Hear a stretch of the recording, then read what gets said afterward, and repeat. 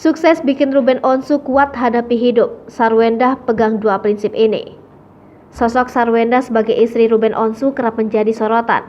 Tak hanya kepribadian Sarwenda, cara dia merawat Ruben Onsu pun dipertanyakan. Di balik kelihayan sebagai istri Ruben Onsu, ternyata Sarwenda memiliki prinsip yang membuatnya kuat. Bak diterpa angin berkali-kali, Sarwenda tetap tegar dan menguatkan Ruben Onsu. Baru-baru ini terkuak prinsip hidup Sarwenda yang menjadi tameng menjalani cobaan bersama Ruben Onsu. Apalagi keduanya dirundung sakit parah yang langka dan harus mengalami pengobatan serius.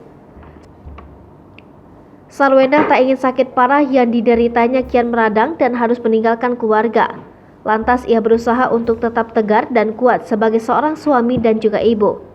Ia pun membeberkan prinsip yang membuatnya kian kuat menjadi istri Ruben Onsu. Hal itu karena dua prinsip yang terus dijaganya hingga kini.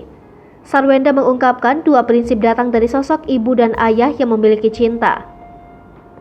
Menurutnya, cinta ibu dan ayah memiliki perbedaan sehingga membuat kekuatan yang besar.